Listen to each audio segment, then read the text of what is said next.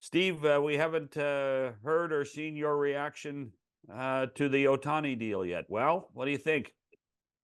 I think he's a very happy and lucky man and a fortunate man. And he's the most incredible athlete in the world. And whatever it comes to him, God bless him. And it was a nice chase by everyone involved. And he got what he wanted.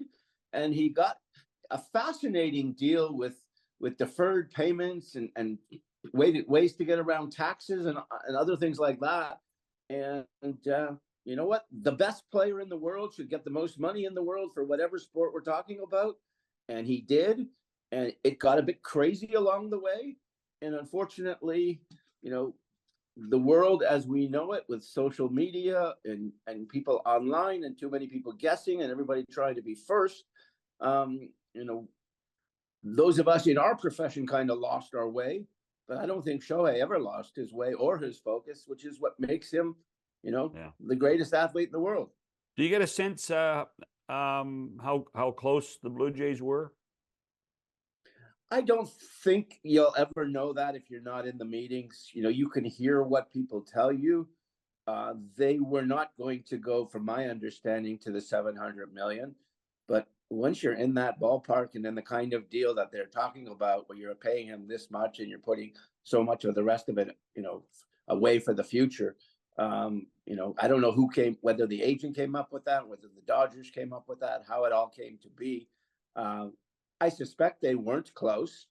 And I would suspect that it being Toronto and it being Canada, that they would have had to overbid to have gotten him. And I'm not sure anyone was willing to do that. Do you know how many times they were in contact with each other? That I don't know. They were in Dunedin together for a day, and that was to show them the facilities there and how spring training works, and because he had he'd been in with the Angels and they train in Arizona. He'd never been there, and he wanted to see the facilities. I don't know if he ever came to Toronto or not for a visit. That I'm unaware of if he did. I wouldn't be surprised if he had, because normally that's what free agents that have interest in going to cities do. They go, they take a look. If they have a wife or a girlfriend or whomever, they bring her, and here's where we might live, and here's possibility of this, and so they go through that whole thing. But other than the confirmed meeting in Dunedin is the only one I'm aware of. But I would be stunned if he wasn't in Toronto at one point in time for some kind of meeting.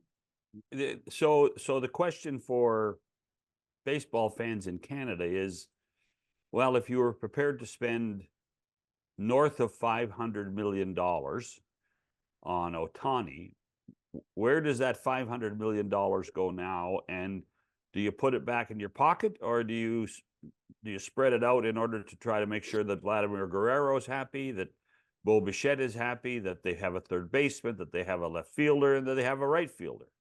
Well, I think, first of all, you have to understand that there's two kinds of money here, John. Here's the baseball budget that Mark Shapiro and Ross Atkins get for their season, for their team. Right. And you're allowed to spend within reason to that budget. The Ohtani money came from another place. It came from corporate. You go to corporate, you say, we would like to go for this once in a lifetime player, and to do so, it's going to cost this much, and this is why it's going to work. And they say, okay, we're willing to give you that money for that reason. And so I believe that money now goes back to, the double secret probation corporate fund. And the Tony Staffieri fund. Yes. And they continue on with baseball as is. And you talk about spending money. Well, one of the strange things about this free agent class, it's a pretty poor free agent class.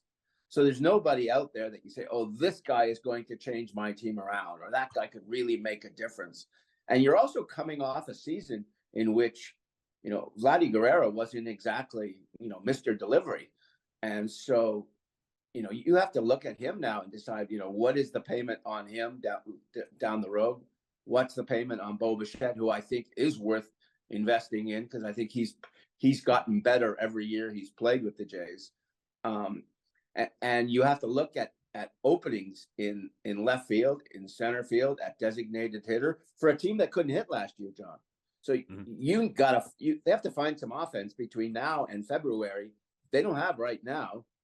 And the market's not exactly full of those kind of guys. It may require a trade, a pitching for hitting kind of deal, to bring the kind of offense to this club that will need to compete in a very stacked American League East.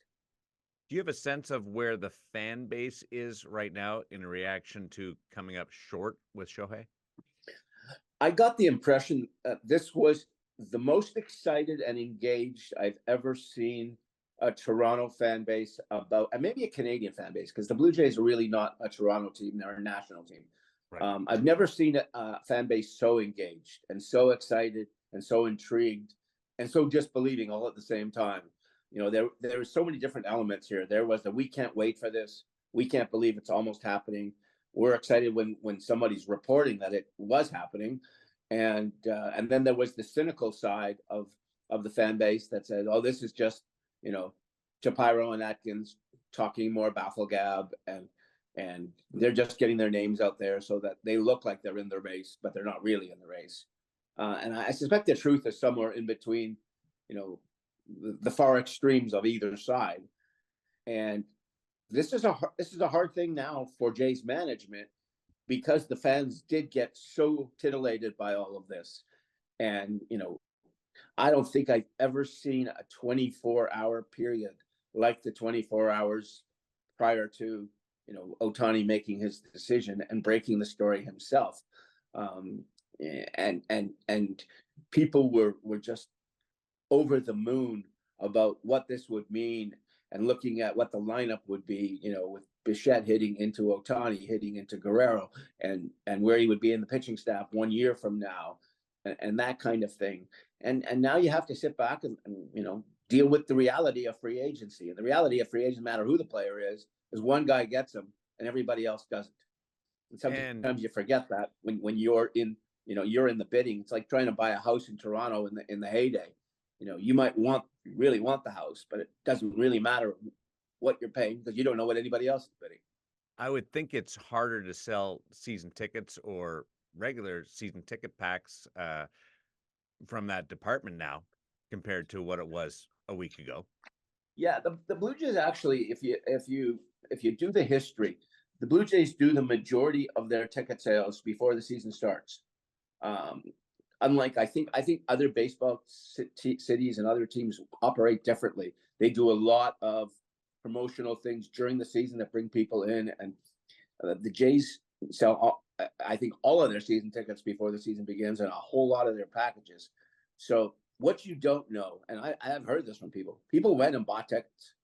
People went on the off, and people went and speculated on opening day tickets, things like that, bought piles of them, hoping that now we'll be able to sell them off to other people at an advanced price and work that way. I suspect they sold some tickets during the chase.